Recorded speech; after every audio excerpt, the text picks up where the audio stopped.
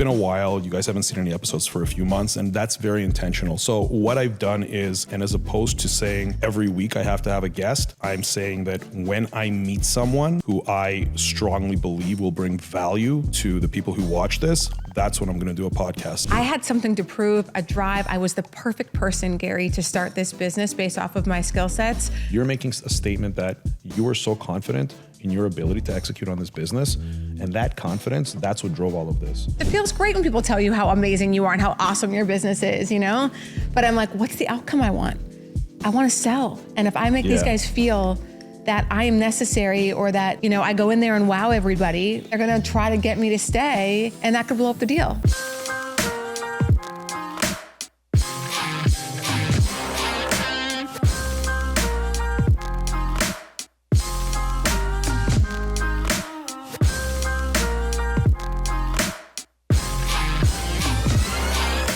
Guys, welcome back to Rise Podcast, Life Stories of Accomplished Individuals.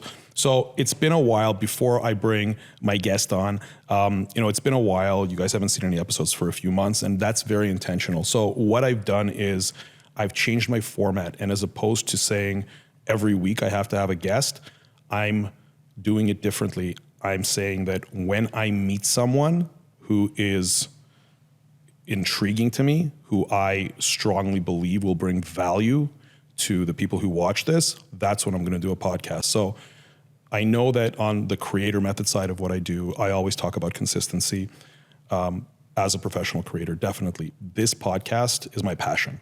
So this podcast I'll be creating episodes when I meet truly exceptional people. So with that said, I want to introduce you to Anne Mahlum. Malham, yeah. Malham, Yeah, the H is silent. The H is silent, yeah. And yeah. Malham.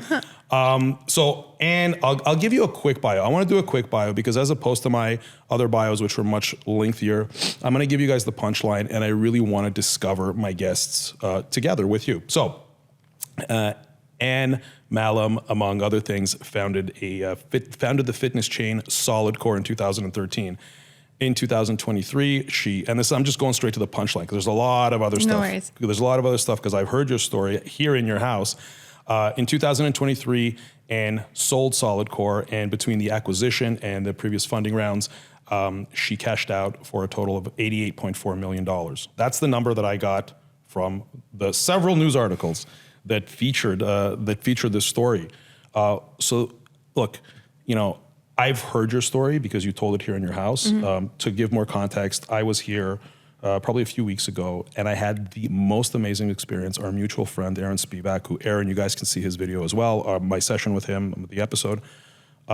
We had an incredible time here. You were so gracious in hosting what Aaron had set up through his Founders Club program. And we did a full day here. We started with breath work, then we did a fitness class, and then we ate, and then we had 3 workshops, one of which you led, and you told your story. And Brett, your husband, told his story, and he touched on his subject matter. Aaron led a mastermind as well, and then we did the sauna, the cold plunge, and numerous other things. And it was honestly one of the best days I've ever had. And I keep talking about it. You need to get out more. I do. Well, you're probably not wrong. But yeah, and so you really inspired me with your story, and that's why I'm here. So I guess take me back. First of all, where were you born? North Dakota. Okay. North Dakota. Yeah. Now the population's suffering since I left. Well, everyone's leaving since you're gone? No, I'm just saying it's not that many people there to begin with, but yeah, all my family still lives back in North Dakota. Okay. Yeah. You're still, do you go back there often? I do. I try to go back 4 to 6 times a year because all my immediate family's there. My mom, my dad, my brother, my sister, and they have 6 kids between the 2 of them. So not with each other, although you might think that from North Dakota, but yeah, but it's all my roots are there. So it's easier for me to go there. Although now that I'm in Florida, they are more excited to come visit me in the winter. When did you move to Miami? I moved to Miami last September, almost a year ago. Honestly, everyone else, I rarely meet people who have lived in Miami for more than a couple of years. Yeah. Everyone's new, including me, including you. So you moved here last year. Where did you move from? I was between DC and New York, and then when I met Brett, San Diego for the last few years. And I bounced up and down the East Coast. A lot of my adult career has been on the East Coast. Okay, and so was part of the fact that you sold the remainder of the company and you had your liquidation event, that was part of the reason why you moved to Florida. Yes. And that's a common thing, right? People, Yeah. they make their big exits and they move to Florida. Yeah, so definitely the tax situation here. Yeah. And then I really missed the East Coast. When we were in San Diego, the time change was just too hard. You'd wake up at 6 to go work out, which is late for you.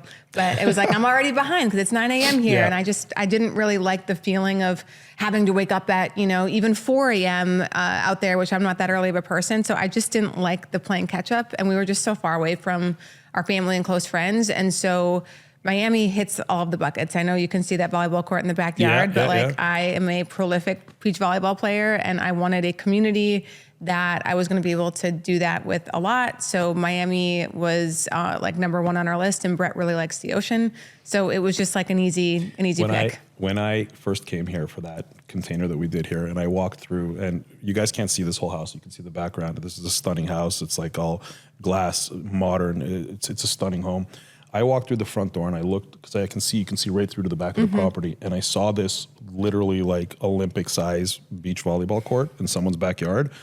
I was like, this is going to be some serious shit here, because if somebody who does that in their home, I mean, this is like whatever they're doing, it's at another level to be that committed. If you're committed to a single sport that much, that you're whatever 8-10% of your property is, or whatever it is a volleyball court, you're not playing. So, or you are playing a lot. Or you are playing, literally, not figuratively. Yeah.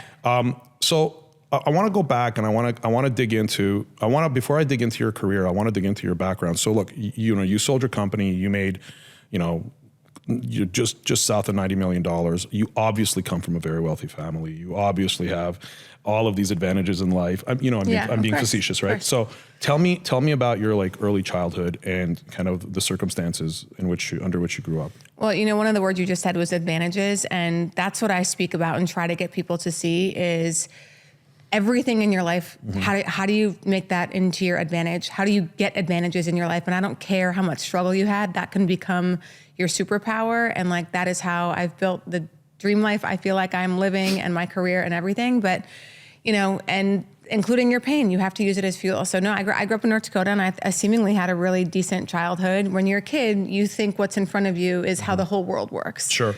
So we had a house, albeit we had like the smallest house out of all my friends. I was very aware of that.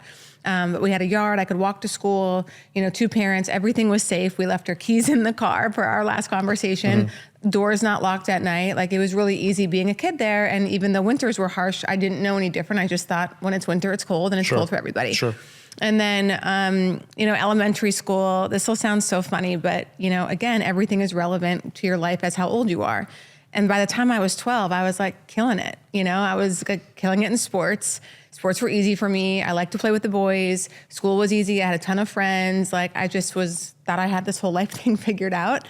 And then when I was 16, my world completely changed. And it sounds so strange, Gary, to talk about your parents separating and divorce and all that, because a lot of people's parents end up in that situation.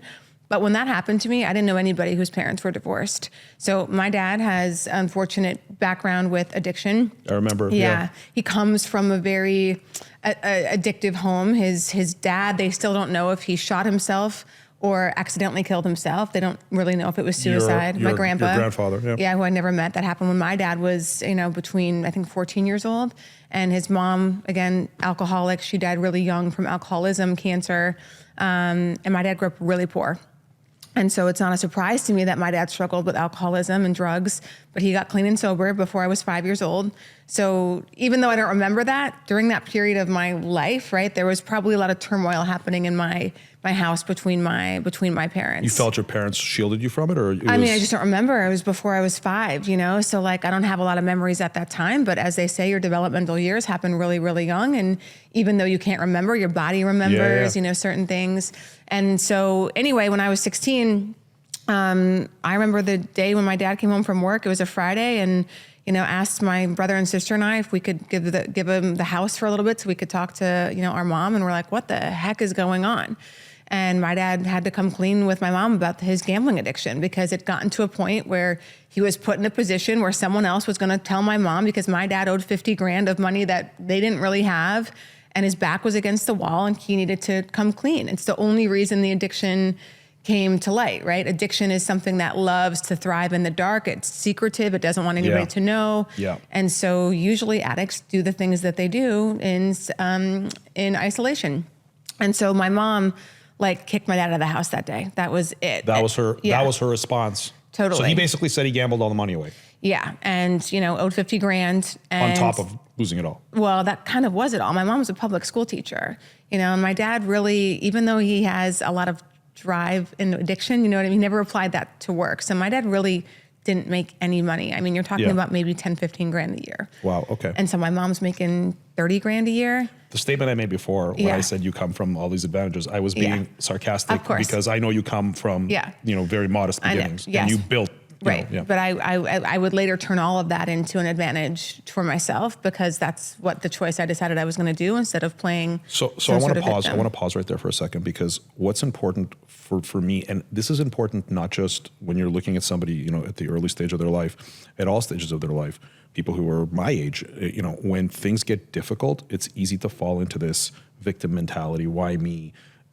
I want to understand how it sounds to me okay, so here's my question. Is it natural? You had this natural innate ability to turn your extreme like negative situation, which all of us have negative situations, and turn into this fuel that you use to propel multiple projects, eventually a massive exit. Like, how do you take that moment when you're faced with such massive hardship, and how do you not sink versus how do you fly versus fall? I think, I don't know where it came from, but from a very early age, I had the wherewithal to know if I start making bad decisions, the only person that's going to lose here is me.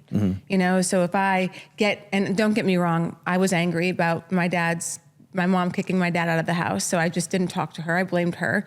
And I also tried to fix my dad. But in the same midst of all of that, I began to run. I ran like every day because I needed something to do with this negative energy.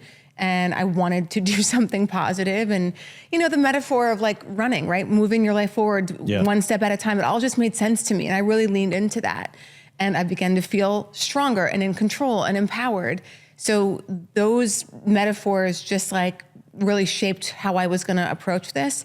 And I actually convinced myself if I could just go build this perfect life for myself, that like, I don't have to end up a statistic or like this divorce or my dad's addiction wasn't gonna like have the impact. Like I was like, no way, you're not taking like my life from me. Like this wasn't how I planned it was gonna go, but like I'm not gonna become a screw up or start to use drugs or do anything else because then I have another problem to fix. You know what I mean? And I've always been that way through my adult life. When there's something in front of me that I have to fix, I don't binge eat. I don't drink alcohol. I don't do those things to fix it. Cause I'm like, well, now I'm hungover and now I have a head. You know what I mean? You still have to fix it. Yeah. And now I have 6 problems instead of just the one if I would have fixed that. So I don't really know where that came from, but I do remember feeling that way young as a kid.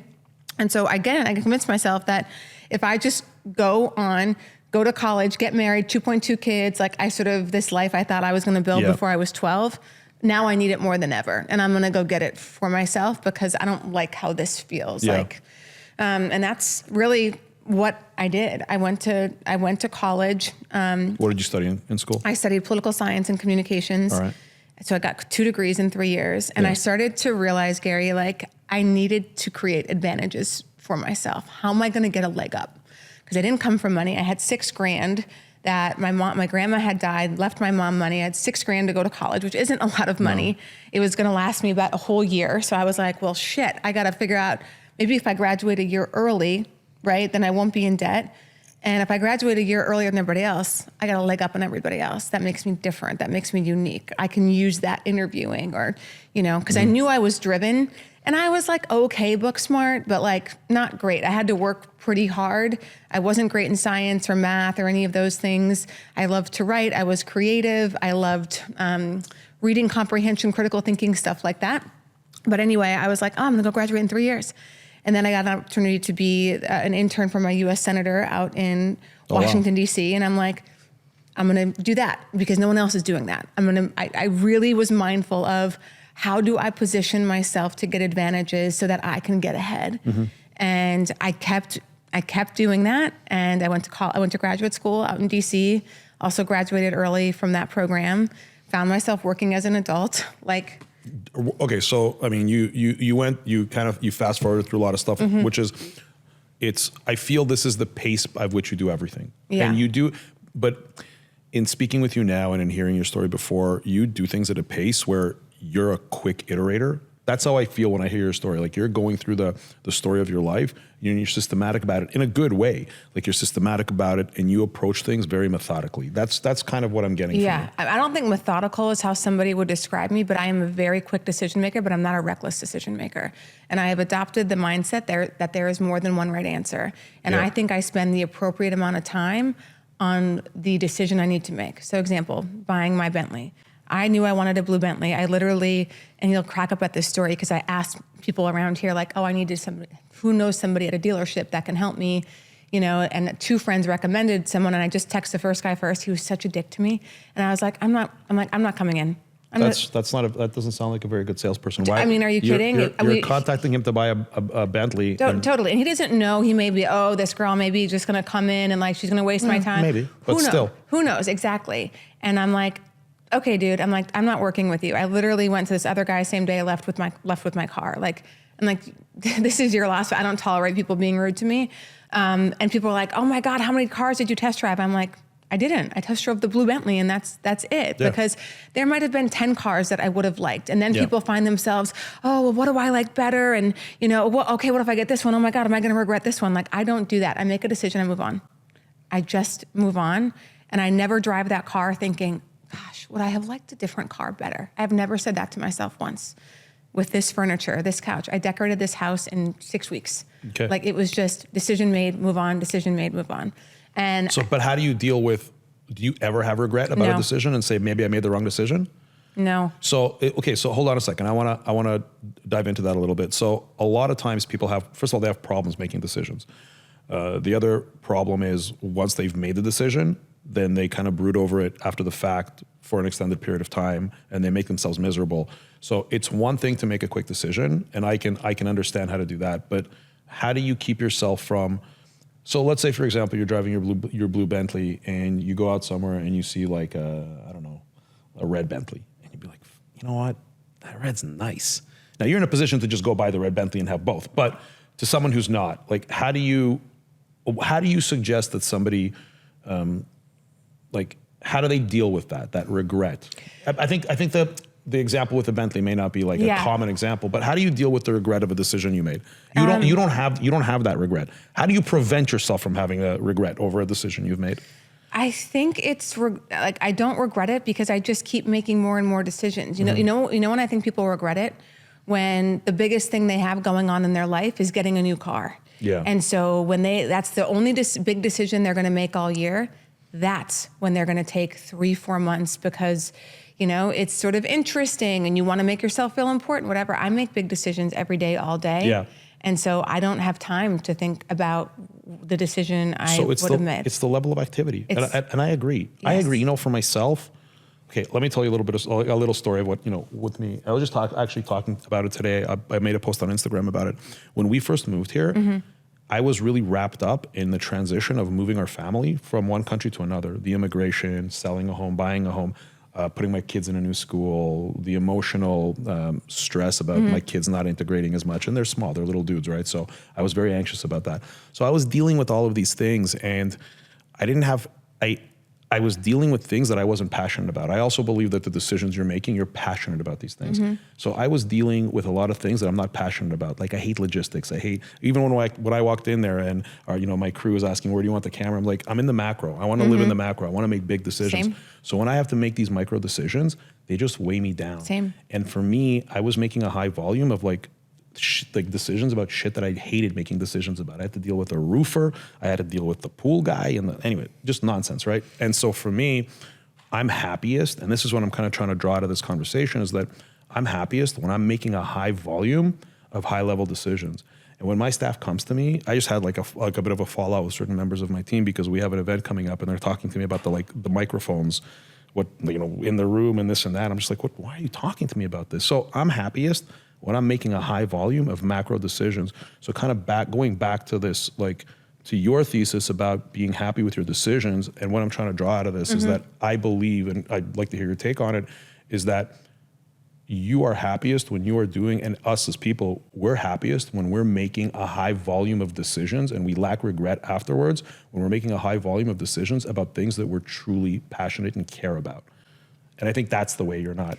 Yeah, and what you just said too is the true actual test of an entrepreneur, right? When people ask me how to grow their business and things like that, I sort of say, well, what are you doing differently today than you were a year ago?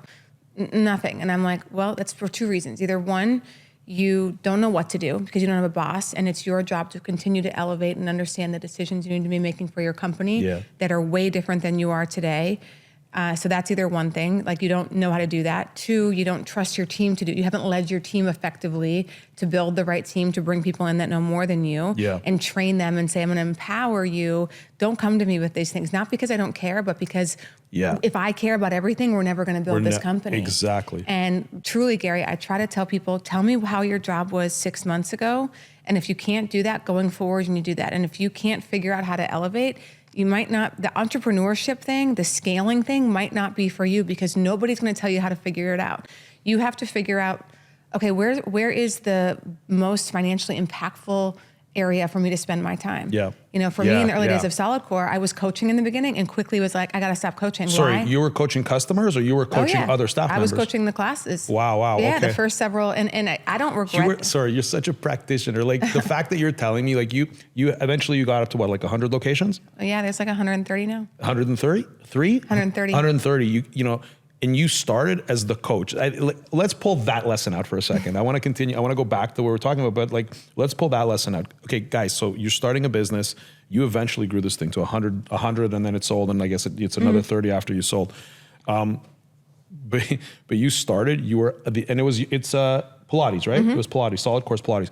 So you were actually leading the classes. Oh yeah, 20 a week. Right, but think about it from the side. You have somebody who's built, 100 locations, built up massive enterprise value, and you personally are leading classes.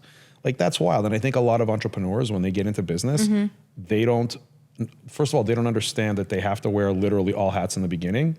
And I think what they have a hard time with is the transition of when they have to take off certain hats and put on different hats. So how did you manage that transition? I actually don't think that many people are great at all of those layers. Usually it doesn't work like that, right? Because even now, like as soon as I step, and I'll go back, but as soon as I got to like 78 or 80 locations, I moved into the exec chair role because I knew I wanted to sell the business. And if someone asked me to come back and run SolidCore today, I'd be like, no. I'm the wrong person. I'm not the right CEO. I wouldn't be as effective because it's too big and too monolithic, and I don't operate well like that. I like the early stages, give me the risk, figure out how to scale, culture, all of that stuff is so exciting to me. And now it's just like rinse and repeat, open another studio.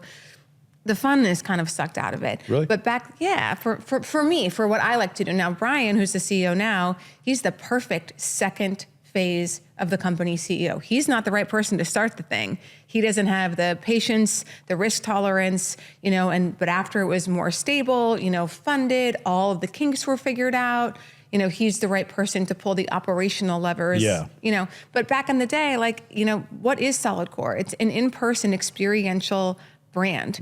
If the founder, and I always tell people, if you're going to start a fitness concept, you have to be in the studios in the beginning, 100%. And then you need to figure out how to graduate out of that.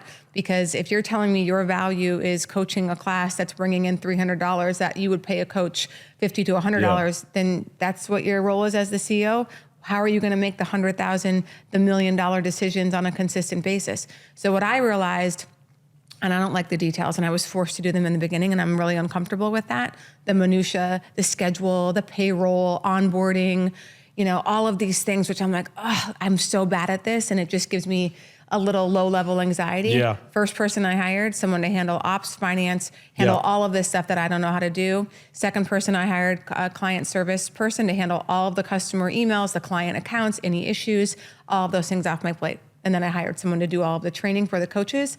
And I focused on the real estate and expansion. Why? Because that's where the big money, if I can negotiate a deal with you and I can get you to give me 6 months abatement versus 2, I just saved this company $60,000. If I can get you to, give me $200,000 in tenant improvement dollars to build out my space versus 50, sitting down and meeting with you and getting you to like me and root for me, You know what I mean? Like that was the best use of my time to negotiate high ticket items so that my cash didn't get depleted and I could use that cash that I would get from the first 3 months of the studio being open because I didn't have to pay rent, and I would sign the next lease. I would use that cash to get the next one open. So when you describe this cash flow model to me, it sounds to me, who's always been like a tech and media guy, like a non-brick and mortar, it's just so sad. It sounds so stressful and risky because you're smiling because you know exactly what I'm talking about. Like I won't venture into that. Like I won't get a space and do a brick and mortar business.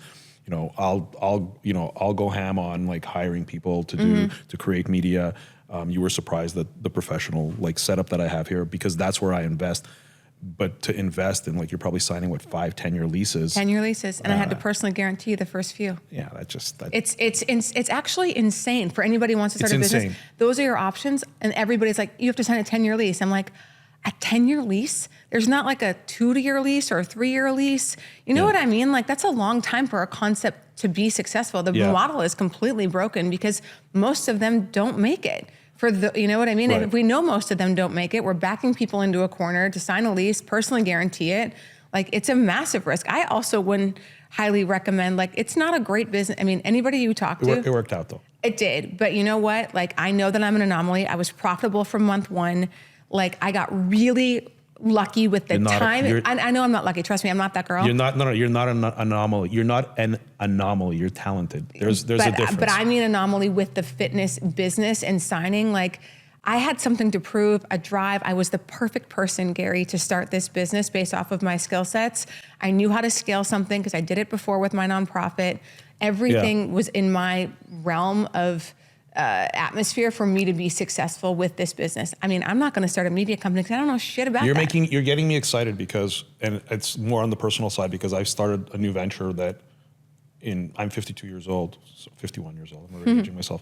I'm 51 years old, and I just started something where you're kind of reminding me of how I'm feeling about this project that I'm working on now, where, I have that experience and this experience, and I've checked all these boxes, and I know how to do all these things, and I'm really excited about it. And so that's how you feel. And I'm talking about Creator Method, which is my community. But for you, it's like, you did this at a young age, though. Like you had that confidence at a young age. So hold on, take me back for a second. So you just made this statement, and this is important because you're making a statement that you are so confident in your ability to execute on this business, and that confidence, that's what drove all of this. Because the risk involved in signing 10-year leases, like one after the other, with a single concept, and just like, and what was the geographic diversity? Was this like for 100 locations at the beginning? Probably national, 29 states. So you're signing leases in some cases personally. You're opening up locations that are on the other side of the country, that are far away. You have to manage remotely, probably through software that you can at least monitor conversations with whoever the managers are. No way. If people need to understand, and I don't want to discourage people to start a business, but the type of business you did with SolidCore, if I had to make a list of like the top 10 most difficult businesses operationally, financially, from a cash flow model perspective, emotionally, mentally, logistically, like that would probably be on the top of the list. Totally. That, and like having, I have a friend of mine, he's one of the owners of Tao Group, and they've got thousands, you know who I'm talking about. And they have thousands of locations. I had dinner with him, and I was just like, dude, how do you do it? And it's the same with you. Like, this is a massive, like, you have to be respectfully a little crazy to do what you did. You know what? It's a game I thought I could win. Well, you were clearly right, but how do you know you can win that? So you summed up all of your skills. I can do this. You're literally like, you must have done this assessment and compared it to other businesses and said, this is the hardest and the riskiest thing I can do. Well, I didn't say that. I wasn't even that much of I didn't compare and analyze, right? Like I know what I'm good at and I know what I'm not good at. And I also know if I'm not all in on something, meaning personally all in on something, I'm not going to be successful in growing it. Like I mix all my food together in my life. People like for work-life balance, I'm like, it's all the same. Yeah, I mean, it's all the same. I mean, come on. Same. And so because after I discovered Pilates, so I was running back on my feet, And I was ready to move on. I was like, okay, I've been doing this 6.5 years. I feel like it's time to do something else, which was also a bunch of emotions to work through. Self-doubt, fear. Oh my God, am I only going to be a one-hit wonder? You know, you have these... Sorry, hold on a second. You thought maybe you'll be a one-hit wonder after setting up like close to 100 locations after 6.5 years? No. This was my nonprofit before your SolidCore. nonprofit. Okay, so let's rewind, because I want to go into your nonprofit, because I remember when you were telling the story here, when we had our container here, and I remember asking you the question here in the group. The nonprofit's interesting because, you know, and you were helping the homeless. Mm-hmm. You were helping the homeless, and we'll get into kind of what that model was. But the definition of a nonprofit is that you weren't doing it for money. Right. So you are someone who, after you did a nonprofit, and how many years did you do the nonprofit for? 6.5. 6.5. I'm guessing you personally didn't make a lot of money, because in a nonprofit, you're not taking big salaries. I was making $175,000 with a $25K bonus at the end of it, because I was raising $6.5 million every year. And that's what the going rate was for an executive director of that size. So that's what the board paid me. They wanted to pay me well. They didn't want me to leave. And then I was also speaking on the side. So right. But hold on a second. Did that business, or that it's not a business, it's a nonprofit. Yeah.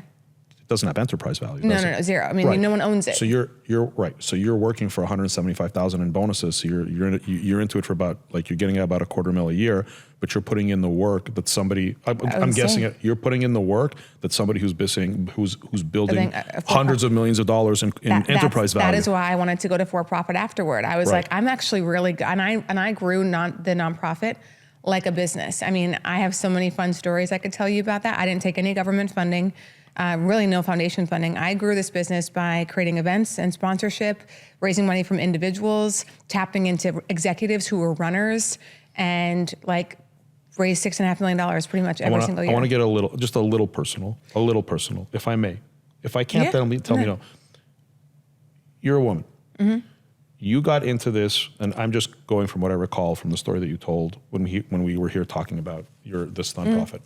You were helping pretty much exclusively, if I remember correctly, homeless men. Mm-hmm. So you're a girl. Mm-hmm. I'm not in a demeaning way. No. You're like, I'm always scared to say stuff because I get attacked. I get attacked by all the. I'm not worried about you. I'm worried about all of them, because they're going to start attacking me. You called her a girl? How dare you call her a girl? Right? It's okay. Gary can call me a girl. Thank you. You're welcome. Thank you. I appreciate it. Okay. So you're a girl. You're a young girl. Mm-hmm. Okay. This was 27. You're 27. Mm-hmm. You're a young girl. You're going into neighborhoods that are like dangerous, to say the least, I would guess. You are approaching homeless men, right? Mm-hmm. You're cute. you're 26. You look great. You're an attractive young woman. You're talking to men about doing this. You're inserting yourself into a group, like a cohort of society that most other young women would be scared. So 2 questions. First of all, why were you not scared? And second, why did you do it in the first place? They reminded me of my dad. I mean, I saw my dad in these guys, right? That's why I say use everything you have as your advantage. I would have never started back on my feet if it wasn't for my dad, his struggles, his addictions, me going through that. That could have easily been my father in those shelters. And so that's who I saw. And for 10 years of never being able to help my dad, I never figured out a way to get him to stop being an addict. It was like, oh, I can run with these guys and maybe that will help them. So it was just like this full circle coming around. And I felt like, oh, this is what I'm supposed to do. It was like I was a robot. Like, it was just like, I'm going to go do this. Like, I didn't contemplate. I didn't second guess. It just felt so obvious. When you look at yourself and when you have self-talk and you look for definition within your own mind of who you are, do you ever recognize just how pure of a spirit you are? And I say this, and I'm getting emotional too, because to do what you did and to witness your dad and to just the whole thing, like, it makes me emotional. The fact that you wanted to give back by helping men, like, do you know what I mean? Like, I wanted to heal myself too. No, but I know. So, okay, I know what you're going to do. I know you're going to tell me how it wasn't the selfless act, and because you have your modesty and you don't want to be, you don't want to say that, oh, it wasn't just, it was about me too. I did it for my own reasons. But you have to understand that, like, and the people listening have to understand that. And the connection I'm trying to make is that when you do something as selfless as what you were doing with these men and putting yourself potentially in harm's way, you may not have seen it at the time, but anybody outside would have been like, this is a dangerous thing that this young woman is doing. For you to do that, it truly is a selfless act. But what I find very intriguing is, I'm not as selfless as you. I never have been. I'll admit it.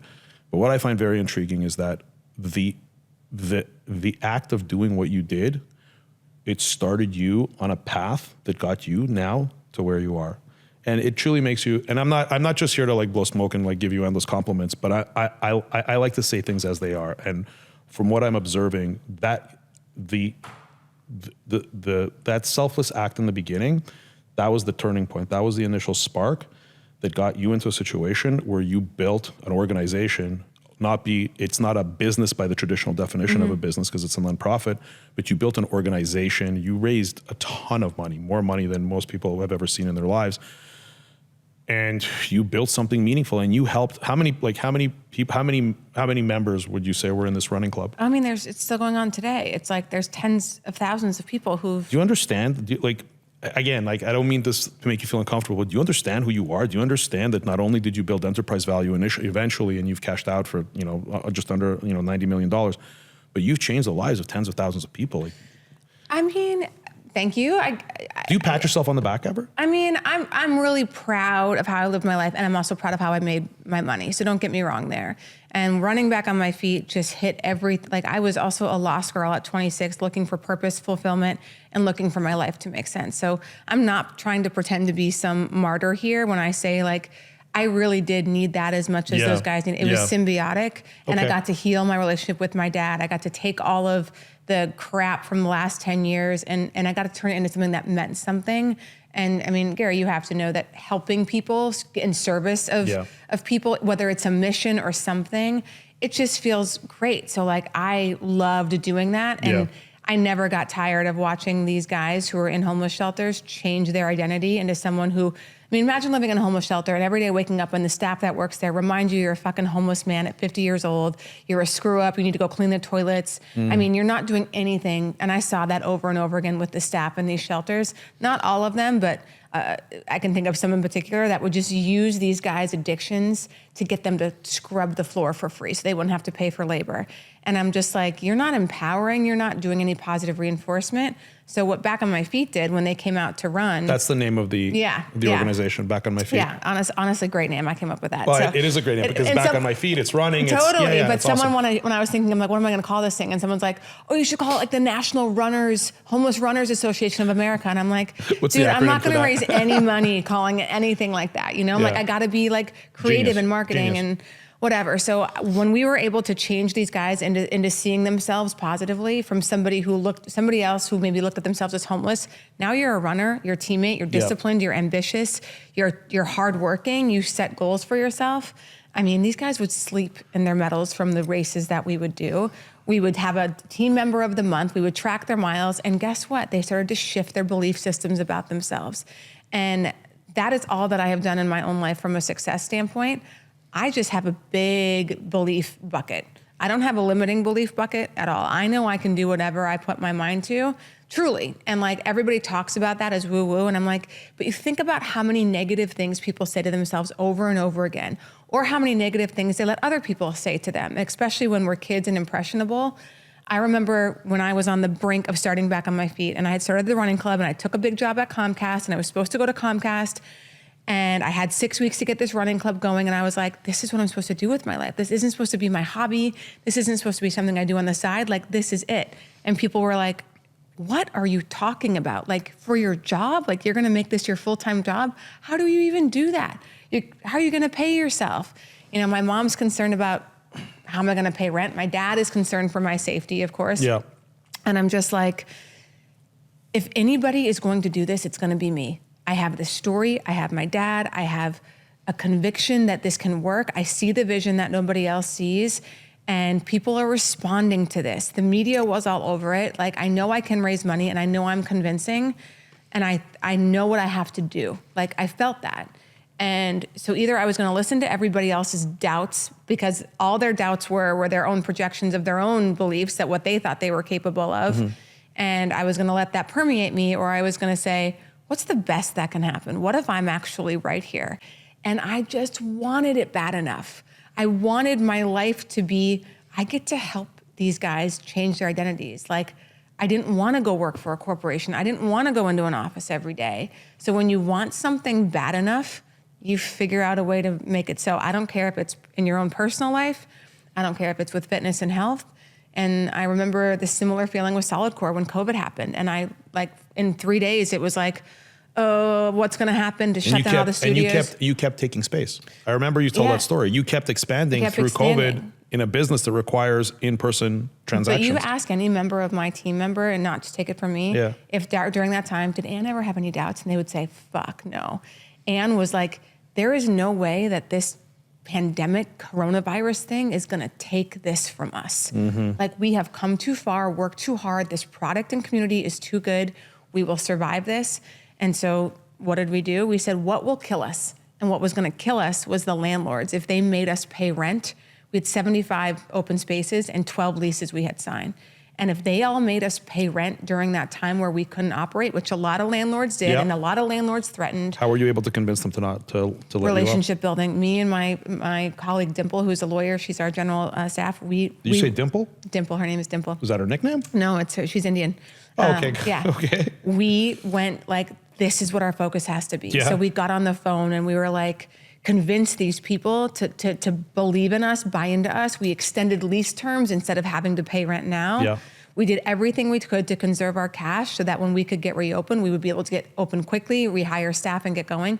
We didn't have to pay a dime of rent. Sorry, none of the landlords? They all let you off? None, all of them. You know that they have to then go to the bank and explain to the bank why they're not paying. Well, they could afford to pay that. We just extended the lease. And so if we had a lease term, or we said, we'll increase, let's just say we have a lease that was 10 years, we were in year 4, and we said, how about year 10? We take what this is and we increase the rent over that last year of 10. So you're still going to get what's owed to you. We just can't pay it right now. And they believed that we were going to get through it.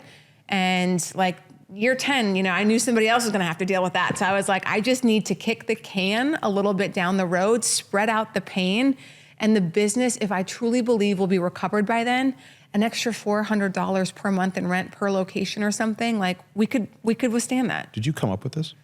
That plan? Did someone advise you on this? Because this is very intricate. Because you're dealing with a lot of family offices who own these, large strip malls or plazas or wherever you had your operations. These are like sophisticated landlords. These aren't, this isn't a guy who bought a $200,000 house and he's renting it out. So these are sophisticated landlords. A lot of the times these kind of requests have to go through lawyers. I'm guessing it didn't go through lawyers. No, I'm guessing you picked up the phone. And I'll tell you another ring that worked in our favor. Again, this was a pure luck because we didn't plan for a pandemic. We had like 2,500 square feet, right? So we weren't a huge 2,000 to 2,500. Oh, I see. Per location. Per location. Yeah. So we weren't somebody that they were that concerned about. Yeah. You know what I mean? When they had 10,000 square foot tenants that were paying $100,000 or something in rent every month, and they weren't getting those checks. So I also got on Zooms. I wanted people to see, like, in my eyes, like, I'm going to get us through this. Like, you know who I am. I built this company to 75 locations in the last 6.5 years. I will get through this, but I won't get through it if you force us to pay rent and the other guys force us to pay rent.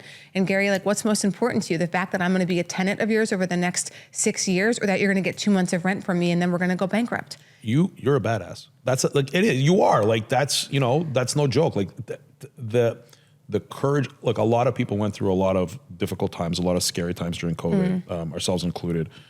But I also didn't have 75 leases at the time that COVID happened, but I did have a payroll.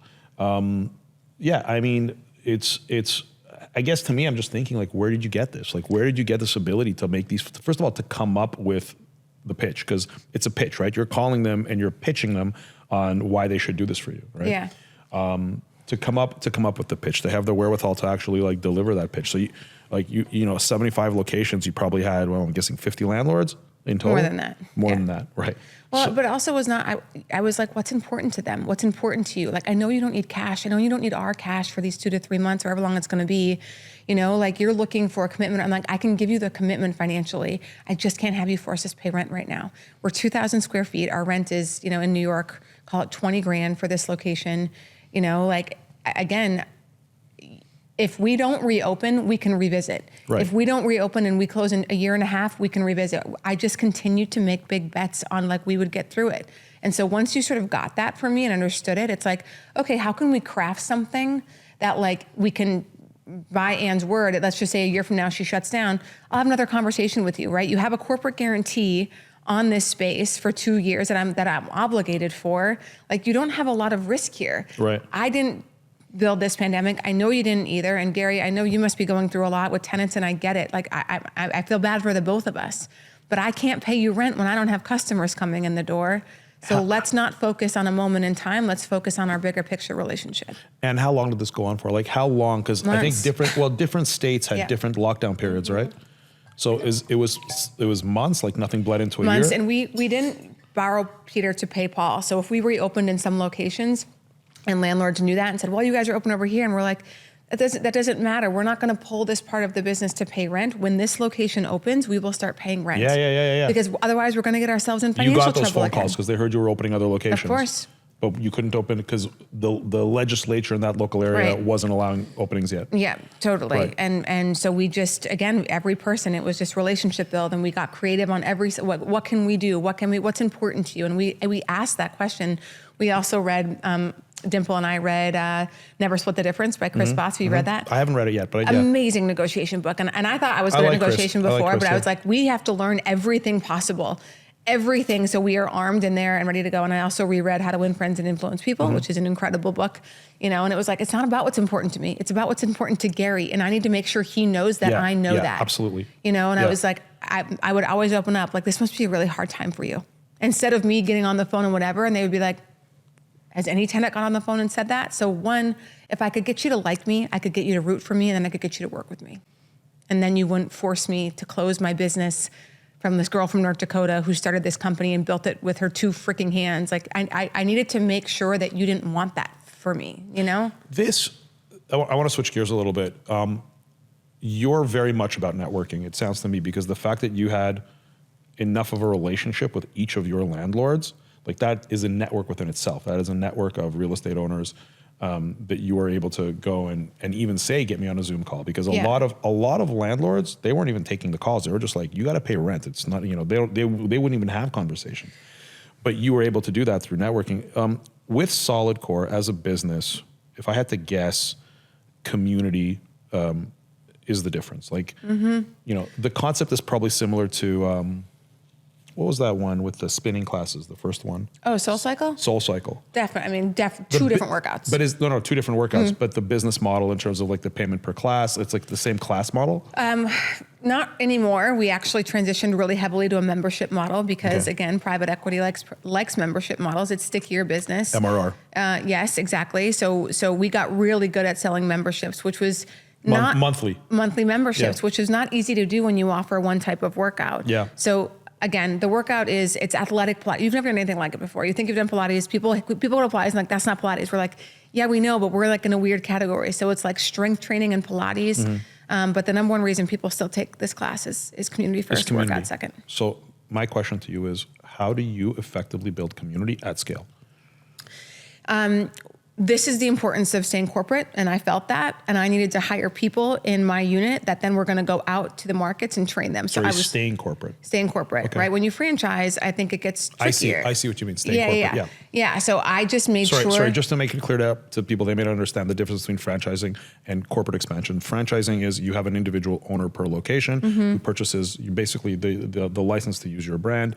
All of the supplies come from you, all of the operating manuals, but they own it. That's the franchise model. The corporate means that you continue. Were you going to say the Anne Mahlum model? No, what's that? I thought you were going to say the Anne Mahlum model. No, the corporate model. The corporate model is simply you own all of the locations. It's you're taking all the leases on in the corporation. Correct. It's all the money's yours, all the profit's yours, all the risk is yours. There's no partners. There's no franchisees. Right. Got it. Okay. Yeah, exactly. And so community. Yes, I saw how important when I first hired my first 5 coaches and which coaches were doing the best. It wasn't the ones that were the most technical and like had workout experience. It was the one with the personalities. Yes. And it's like, they have to be fun. They have to be bought into the brand. And our tagline is building the strongest version of yourselves.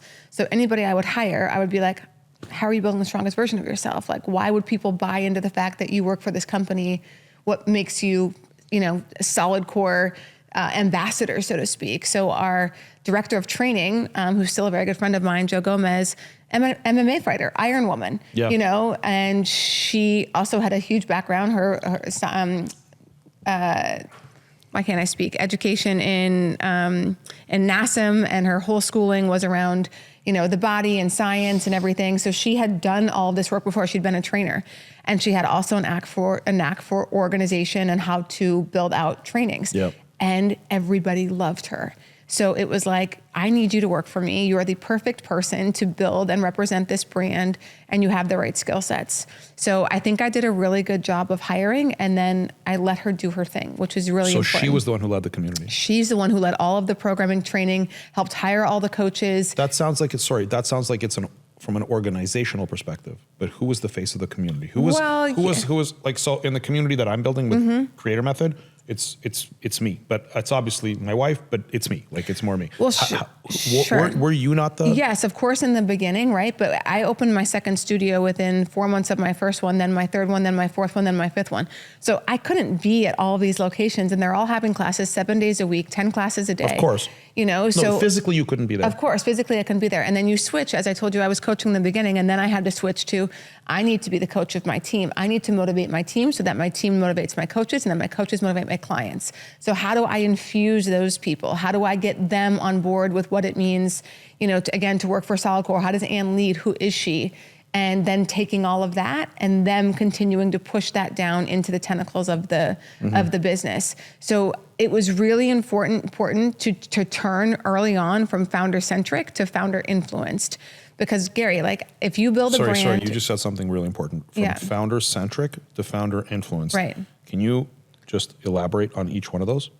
Founder-centric is? Founder-centric is when you build your brand around yourself, and that no one knows the two of you without each other, and the brand is all about you. Where the brand and the founder are totally one intertwined. And the same. Exactly. Okay. And founder-influenced is you are making sure that you are not the center of the brand, because that's dangerous, and the company cannot survive if you go away. Correct. Right? So we wanted to make sure to push like SolidCore, our tagline, our coaches, the kind of person who is a part of SolidCore, not just Anne. Right. You know what I mean? So, yes. And you have to do that year after year and make sure you're stepping back. I was not on any marketing materials. I did a couple videos. I was not the star of the show. You know, we really highlighted different people who are in our community to get the brand to be center focused instead of me. And that's really key. I mean, Gary, there's a reason I didn't have an earnout. There's a reason I succession planned. I moved into the exec chair role. And when I sold my equity, it was like, thank you very much. You know, I'm not stuck working and for like some performance metrics for private equity that now own my company, and I'm never going to get paid. It's genius. You know, I'll tell you, you're exactly spot on, and you obviously did it correctly, because it's like you said, you sold it and you left. I have another friend of mine. He was a guest, a gentleman by the name of Bursky. He started a hair care company called Curlsmith. It was a shampoo for women with textured, I guess women or men with textured hair, long textured hair, curly hair essentially. And he in 5 years he built it up, and then he sold it for $150 million. Cool. In year 5, he didn't even go to the office. He removed himself. He hired a CEO. He was still running it, like the CEO reported to him, and he was still running it, but he wanted to be able to show the acquirer, which was Helen of Troy. It's a big conglomerate in the hair care space. He wanted to show them, rightfully so, that he's like, I removed myself. That's it. It's packaged. It's ready to go. And it sounds like you did the same thing. But do you know how hard that is for that guy? And I'll tell you, you have to check your ego over and over and over again. So the last round of private equity that we raised, I wasn't in any of those meetings. I was on the back end looking at deals, and I was going to approve the deal. But when the company wanted to come in and meet with the leadership team, I didn't go to those meetings. Why? If I go to those meetings and they're going to start looking at me to talk to me, ask me questions, they're going to be like, well, we're not doing this deal without Anne. Like, you know what I mean? I needed to make sure Brian's the CEO. Brian's been the CEO for the last 2 years. Here's his COO, here's the CFO, here's the VP of Ops. All of these people are running the business. I am not in the business. And a lot of founders think that they want to do that. But you know how challenging? Ego. It's ego. They want to be. They want to be at the table at those. And they want to make sure that you know that I did this. I did this. Exactly. Yeah. And I have to tell you something. You're young. You're young, and to be able to. What's that? Relatively. Stop. to be able, what am I? That means I'm dead. What? So no, what I'm saying is that to be able to, at such a young age, to be able to check your ego after you built what you built, to say, I'm not even going to be in the private equity, in the meetings with PE. I'm not even going to be there. To be able to not want to go to a meeting, or to be able to control yourself and say, I'm not going to this meeting, knowing that these guys who are potentially have billions of dollars who are trying to like buy companies, the fact that you didn't need to sit at a table and look at a person who's representing a fund with billions of dollars to say, and talk about how great I am and how great my company is, and I know, but to be able to make that separation, that takes a lot of discipline. But trust me, it's like there weren't parts of it like, I'd love to be in that meeting, because it feels great when people tell you how amazing you are and how awesome your business is, But I'm like, what's the outcome I want? I want to sell, and if I make these guys feel that I am necessary, or that I go in there and wow everybody, they're gonna not let, you know what I mean? They're gonna try to get me to stay, and that could blow up the deal. Like, what's the outcome I want? There was a rapper, and it may be a stupid reference, but there was a rapper, I forgot his name, and he had a lyric in a song, and he said, like, I could make a mill saying nothing on the track. And what I mean by that is that, if I'm you, I'm saying, like, I could sell a company for $90 million, and I don't even have to be at the meeting. Yeah. Like that's baller. That is baller. Yeah. Not it's understanding like that short-term satisfaction of your ego in that, let's say, 2-hour long meeting, the high you'll get from somebody looking at you saying, wow, you did a great job. What's that compared to being able to just sell your company, not even being in the room? I know. And that's baller. Yeah, thank you. And I try to tell founders that so often, because it's, when you build a business, 100 studios in 9.5 years, sure. Obviously this was like all in, but I was really tried to be so mindful, because I fortunately had back on my feet before SolidCore. Yeah. And I believe that for me, a really successful life is having multiple chapters. Yeah. And I also don't think that everything that has to end has to be tragic and messy. And I wanted to be in charge of my ending. So when I sold my business and the check and the wire came through, and I got to go into the corporate office that day and announce to my entire team that, like, this had just happened. One, I gave them all a portion of the proceeds, but I got to celebrate, and I got to like thank and be in gratitude and be in reflection and wish them all well. And like, I left that day. I was like, this is it, guys, like, this is, I'm here. I'm always going to be the founder, but like, here's my key. You guys have done a great job. And, like, thank you so much. Take great care of this thing. Like, were there tears all around? There was tears and excited. Yeah, of course I cried. But I think I cried not because of a sense of loss. Like, I really haven't felt a sense of loss, because I planned out that succession. Again, I moved from CEO to exec chair to, now I'm a client, and I coach, and I'm always going to be the founder. Yeah. But it was just awesome. And I'm like, this is the way to do it. And so often it's like the founder syndrome kicks in, and founders don't know who they are without their companies, and vice versa. And I think that's a little tragic. And now I'm like having all of this white space to figure out how I want to best spend my time. So what are you working on? Oh my gosh. Well, one, I'm finding myself to be very non-committal, which is very strange after you sell a business, because normally I'm like, I left back on my feet in August, and I had my first studio open in November. So it was like, I went right from one to another, all in, deep end, let me go. And then I started building, growing. I don't want that again. I didn't know how much money was going to change my motivation, but I'd be lying if I said it hasn't. Yeah. I can make so much money investing. I'm making so much money in the market. Market's having a great day. But sitting here talking to you, and I get to hopefully inspire and empower people. This is why I love podcasts like this.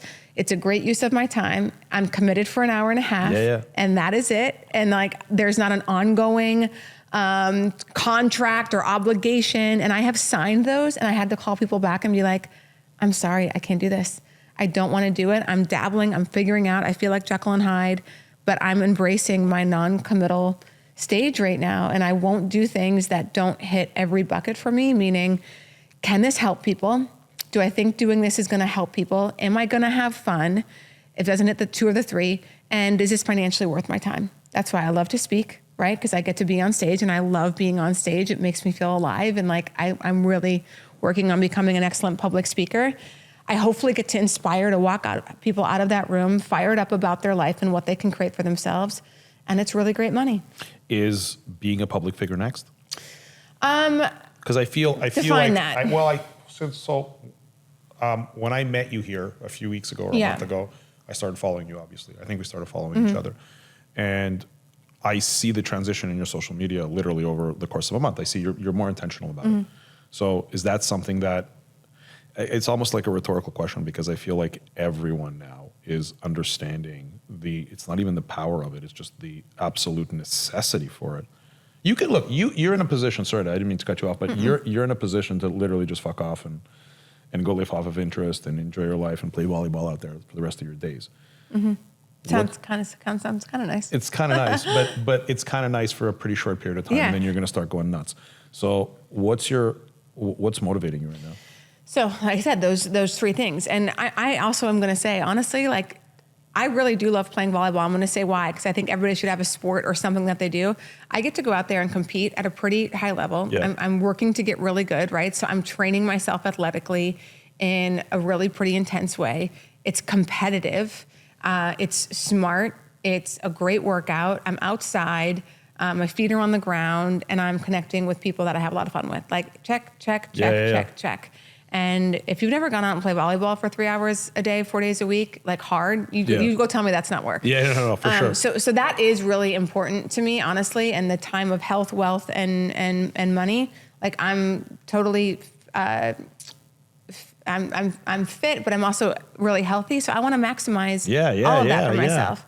And, as I said, I want to empower people to step into what their potential and their possibilities are. That's really fun for me.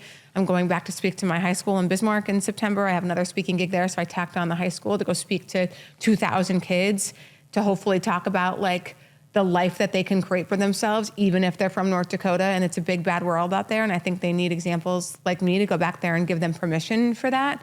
That really fires me up. Again, I love doing the podcast and the speaking, and I love helping other founders that I think are doing really exciting stuff that I could be a sounding board for. I want to tell you the difference between you and a lot of other exited founders. And okay. I'm kind of formulating it in my mind as you're telling me the things you're telling me. A lot of exited founders, that after they have their exit, they want attention. I don't mean attention like a little kid wants attention. I mean attention like in the creator economy, like attention, like people following them on social, people benefiting from their voice, from their advice. The difference is with you is before you made any money, while you were still a kid, a proverbial kid, you were in your 20s. To me, I know, that feels like a kid too. To me, you're a kid now. I'm a kid now. We're all kids, right? But you went in before you made a dime, before you did anything, with the intention of helping people. And the difference that I'm trying to articulate now is that the difference between you and many other exited founders is that that's truly your nature, because you proved that that's your nature because you did it when it wasn't for money. Yeah. And now you're doing it once you have money. Whereas other exited founders, and I don't want to shit on other people, but they made the money and they want now people to see, hey, look at all this money I got. Look at all this, look how smart I am. They want that attention. They want that external validation. Whereas with you, you proved from day one that you didn't need that external validation. Your mission was to help people. And now that you exited, your mission is still to help people. So you have a line through, that line of consistency through your early days to now.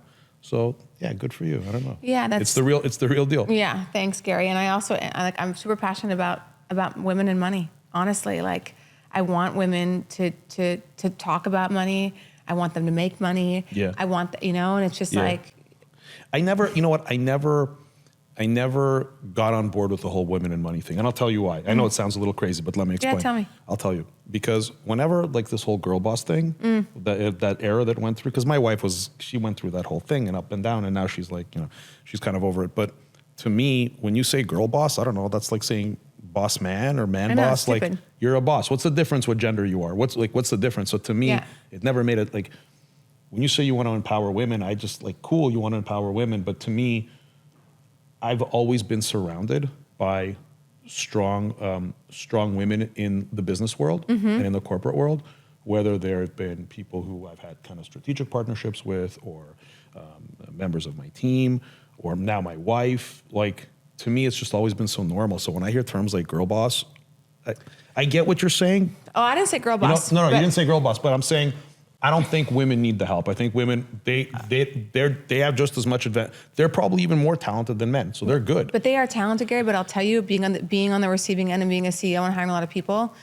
when we talk about the you're wage, an example, you're an example is what I'm saying. You're good. Like I know, but listen, when we talk about a wage gap and like a wealth gap between men and women, I want to tell women a lot of it is their fault because they don't sit across the table and ask. I can guarantee you, if I was hiring for a COO job, the man's asking for, call it $400K, and the woman's asking for $200, and she's maybe more qualified.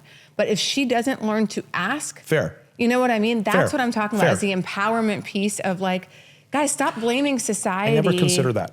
Stop blaming society for you not making more money. You're right. The reason I didn't consider that is because whenever I heard of this wage gap between men and women, I didn't really buy into it because the way that I've always paid people who have worked for me is I pay them based on their experience, their credentials, like just on who they are professionally. Yeah. I just don't care about people's gender. I know you don't, but if you have a job that you're hired and the woman asks for X, you're like, okay. That I never took into consideration. She's asking for less. They're asking for less. So that's you're and then they blame other people for not paying them enough. I'm like, wait a minute, where are the articles? Because I am a woman and I'm on multiple receiving ends of people making requests to me, and women always ask for less money. And they always apologize for it. And they always are like, I would appreciate if X, it's they dance around the thing where men are just like, this is my compensation, requirements. But to be fair to the companies who are doing the hiring, it's not that, let's say we as companies, you as a company, or me as a company is going in and paying a woman less because we can get away with it. It's because she's asking for less. And why would we pay more? And that's what I hate is that companies then get shamed. Like, oh, you're paying X. It's like, if we're going to talk about personal responsibility here, that's what she asked for. And I have a fiduciary duty to my company totally. to get the best deal for the company. And now she's mad that he's getting paid more, but I needed him and he wouldn't take the job for less. So I had to make a value decision about my business. Yes. So all I'm saying is, and I'll give you one more story about that, but back on my feet, when my board, who was a bunch of men for the most part, when I was negotiating at my last year there, and I was doing a really good job, right? But the board decides my compensation. And we were 50 grand apart, right? They wanted to pay me 125 and I was like, no, I want 175. Mind you, I didn't take a salary for the first couple of years there because I was in my very, die hard, bleeding heart liberal phases. And I just wanted all the money to go to the organization and the men. Yeah. But I grew up a little bit. I don't mean not to get political. I don't think that's a liberal thing to want the money to go to people of need. But you know what? I was doing it like not paying myself anything, right? I was just like a bleeding heart. But that's not even a liberal, that's not a liberal thing politically. I think that's just you as a human being. You were prioritizing the people. But I realized it didn't have to be a zero-sum game, right? Sure.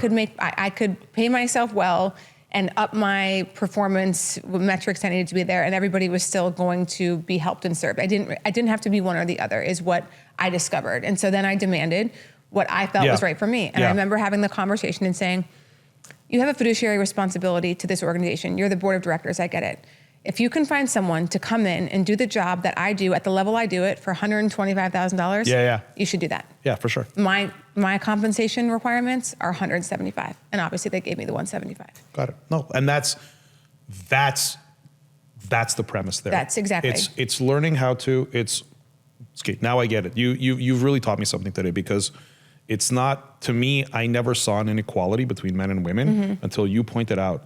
But that inequality, respectfully, is the fault of the women who are not asking for enough. And there's a lot of women who aren't going to like that, but it's true. And you know why I always say nobody owes it to pay them more if they don't ask. They don't ask. That's it. Yes. Nobody in general, men or women, but women specifically, nobody owes you more. Nobody owes it to you unless you ask for it. Exactly. No one's going to give it to you unless you ask for it. Yep. And I don't like the victim side, and I don't like blaming, and I would never blame. It's like you either can take the job that's offered you at the salary that's there, and if you really say that's not worth it for me, or I deserve more, then walk away. On the flip side of that, like I'm right now talking to someone who I'd like to bring onto the team, and it's a woman. She's told me what her compensation is, and it's higher than I believe that the position should pay. It's higher than her experience, and so now I came back and I countered offered, and I'm interested that I hope that it's not perceived by her that my counter offer is what it is because of her gender. And I certainly hope that's not the case. Yeah. Because until this moment, I didn't even think that would cross someone's mind. You want to know what I would do if I was her? Please. I would come back and I'd say, I don't know how far apart you are, but I'd say, Gary, thank you for your offer. I understand where you're coming from. How about we agree to this? Let's agree on some performance metrics that would make you feel comfortable with me getting paid this. And I don't want to wait a year. I'm going to come in here and kill it for you in 6 months. So as long as you agree that you're going to meet with me in 6 months and revisit my compensation after I meet these KPIs that we're going to set together, deal. So in this particular case, what I said, it's not very different what I said to her. I responded back saying, her position is very tied into overall company performance. The KPIs that she would drive in particular, it will affect the company overall, like in a meaningful way. So I said, let's revisit in a year. Like, hit your KPIs, and I commit to in a year, you and I will revisit it to get you as close as possible, if not right on to your initial ask. So that's what I said. So I think you and I are apart by 6 months. Yeah. But I, with my counter offer, also said that. Yeah. So great. And that's great. Yeah. Yeah. And also it's like she needs to understand from you. It's like, and this is a wild thing that employees don't understand sometimes. I'm like, if I'm paying you $100,000, I better see at least $300,000 to $400,000 of value from you that you're actually producing. If you're only producing $100,000 of value, I'm going to fire you. Yeah, clearly. You know, but Gary, a lot of people don't understand that, you know, and like, it's your job to articulate to me what you're worth and why that is valuable to the company, not what you deserve or what you think you're worth. Yeah. I want to know what you can do for the company and what you should be compensated for the value that you're going to create for the business. I think in general, when you enter into partnerships, any partnerships, whether somebody's coming in and for stock options, let's say, that's why I like stock options that vest over time. I mean, in general, I think that's like the standard way to do it. But a lot of the times, people who are coming in who are contributing, their contribution is like, it's a speculation at best. We don't know what's going to happen. In theory, it looks great, and you know, everyone's really sure that it's going to pan out. But it's finding that sweet spot when you're bringing on kind of new employees or any kind of strategic partnerships in business to make it safe for both sides. And that's something that I think I struggle with, that I like to dive in knowing, of course, this person's going to come in and crush it. And I get myself into some hot water with that. Yeah. Because I'm a big believer in people. You know what it is now that I have to think about it? It's not that I believe their pitch. I believe my pitch to myself that this person's going to come in and crush it. Yeah. I want to switch gears again. I'm just looking at time because I know you mentioned that you've got an hour and a half and we're getting to that point. I remember when we were here during this container, and I keep referring to it because again, it was really like, it was awesome. Aaron did a great job of asking you to host this thing, and then he did an even better job of getting you to say yes. Brett, your husband. Yes. I don't know. Can we talk about your husband? Yeah, go for it. So he was telling. So this container, it turned out, I didn't know that this was going to be the case, but it turned out to be all women. Pretty much. It was a lot more women than men, yes. And I was really surprised because I thought that with Founders Club and Aaron's community, it would be a lot more dudes. I think he was surprised too. He was surprised. Him and I talked about it afterwards.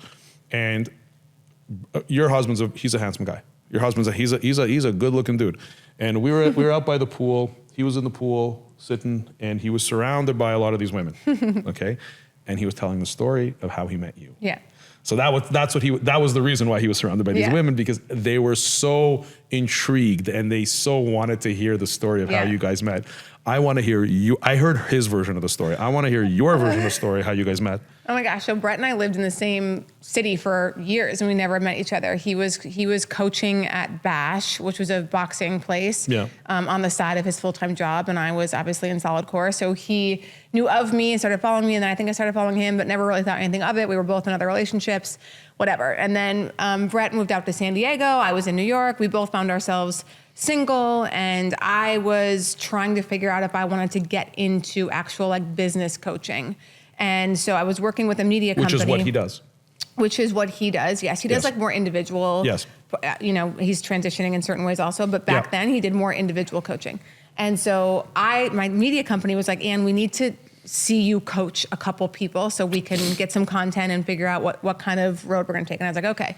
So I offered on Instagram to coach 2 people in their business for free.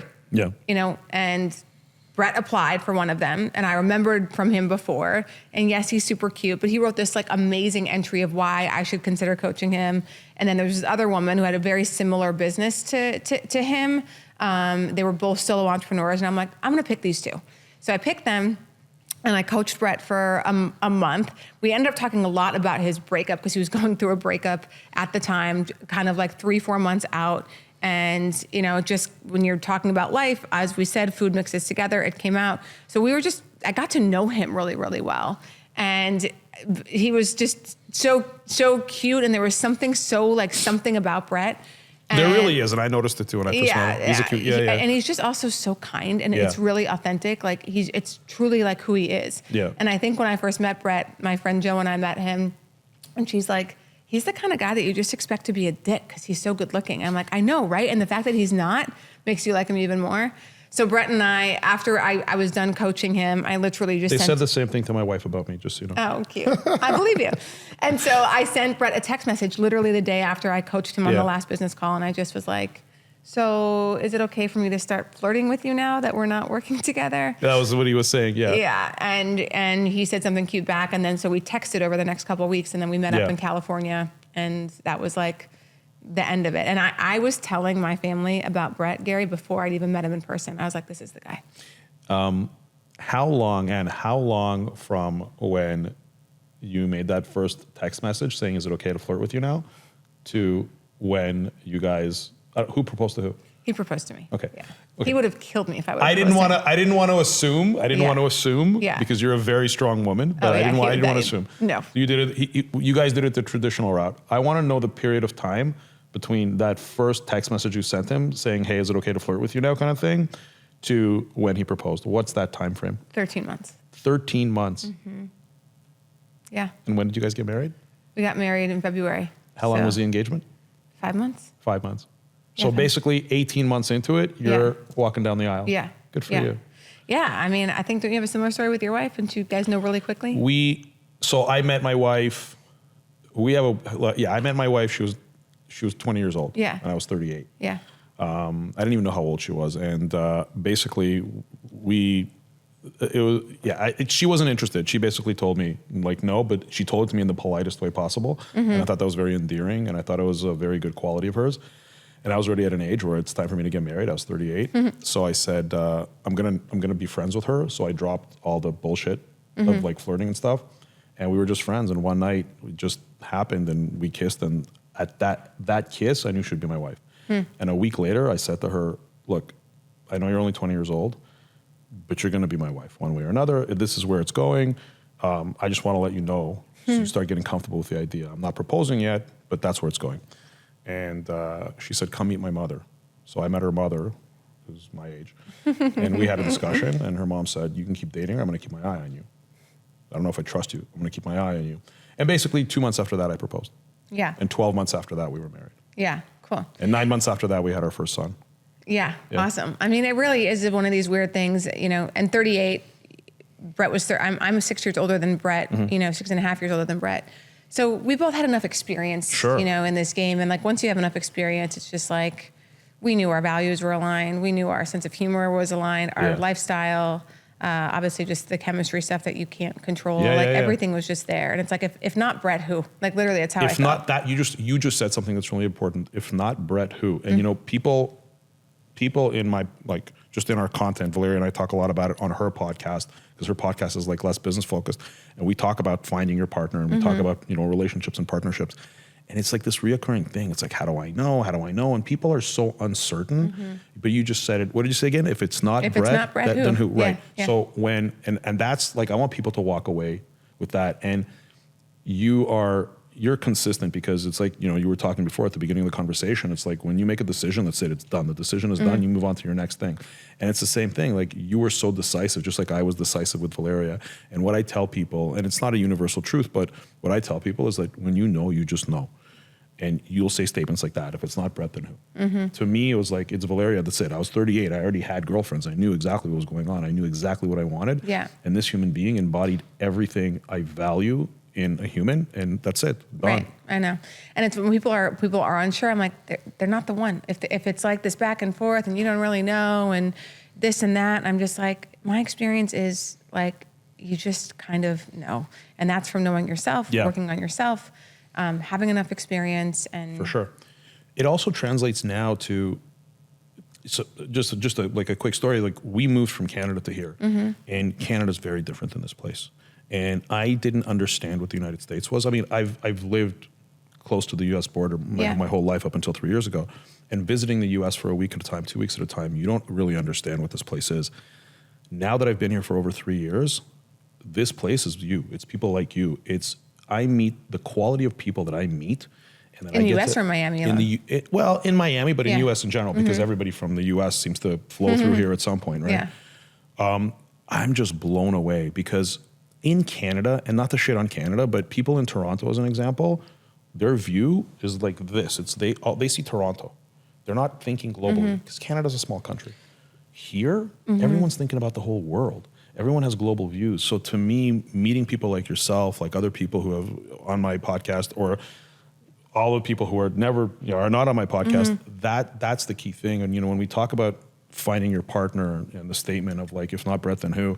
I'm finding that I'm meeting friends. It's like I meet people. And it's like I know I'm going to be friends with you for a long time. Like I know that there's something that I call the value exchange, where you meet people, and initially people meet each other, and it's like, okay, well, how can they help me, and how can I help them, and this and that. I like to find this equilibrium where people get comfortable with themselves, where they can have what I call a value exchange. It's like they open up and say, look, how can I help you in your development? I'm certainly not talking about money, just anything. Like, look, you have a wealth of knowledge that I know I need, and I think that I have knowledge that I think you need. And what I find that here, getting to that point of value exchange is much faster than it is in Canada. In Canada, people dance around each other for years until they have the courage to say, hey, can I get your advice on this? Because they're scared that, like if I want to do a raise, let's say, and I'm coming to you and say, hey, Anne, I need your advice on a raise. Like in Canada, I would be scared to ask that question of somebody I just met, because I think, they might think that I'm asking them for the money. Well, I'm literally just asking for advice. Here in the U.S., Canadians are very amenable. Yes, but here, it's not like that. Here, I know, like if I'm doing a raise for something, I can say, Anne, I need because you just told me that you have experience in raising money. Right. So I'd be like, hey, Anne, let me and I'm not worried that you think that I'm trying to get in sideways and get you to invest. Sure. Right. That's what I find. I find that getting to that place where you can exchange value quick. It happens quick in the U.S. And I think people who live here, they underestimate the power of that. They don't understand the advantages that they have living in this country. And you've obviously taken full advantage of it. Yeah, I mean, but bigger cities definitely help them from North Dakota, right? So Right. it's similar. Yeah. There, and the world is as big as you want it to be. And so getting experience, exposure, getting in, I love Miami because it's so diverse and so cultural. I love that. Yeah. There's so many different types of people here.